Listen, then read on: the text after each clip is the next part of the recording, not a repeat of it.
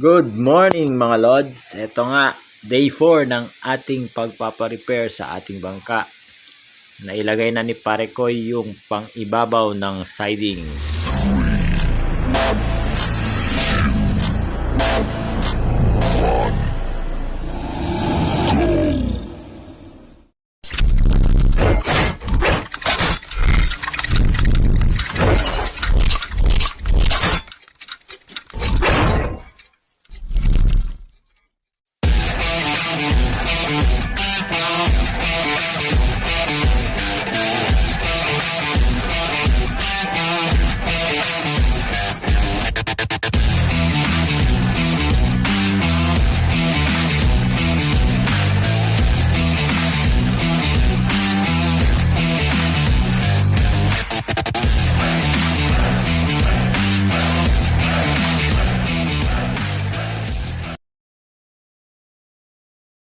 O yan na nga mga Lods, nalagay na ni Boatmaker Pare Koy ang ating pinakaibabaw ng sidings at saka yung pinaka-support side sa plywood.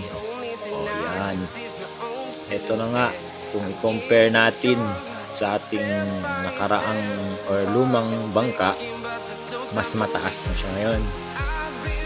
So mas okay, safe tayo sa alon. Nailagay na rin niya yung sa unahan, hindi ko alam kung anong tawag dyan, basta yung sa unahan parang cover.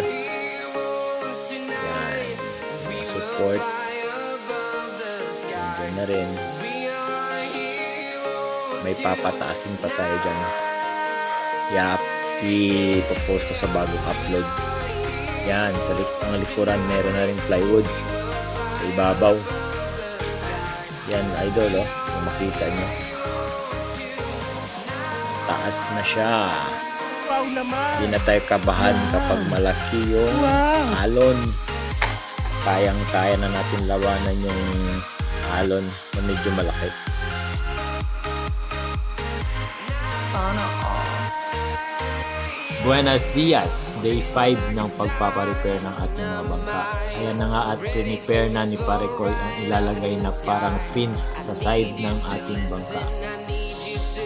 Yan yung ilalagay dyan sa pinaka baba sa side para pangontra sa malalaking alon.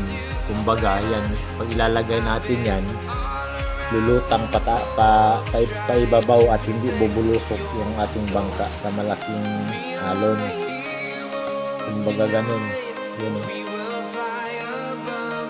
Pagkatapos nun ay tinataob na ni Boatmaker yung ating bangka para nga i-install na yung pinaka sidings, parang fins na sa side. Yun. Para hindi bubulusok ang ating bangka pag may alon, hindi siya bubulusok sa tubig. Kung bagkos ay lulutang siya pataas, kaya yung tumutulak pataas pag bubulusok yung ating bangka, so lulutang siya. So yun lang muna for day 5 mga Lods. Buenos dias mga idol. Ito day 6 ng ating pagpaparepair ng ating bangka.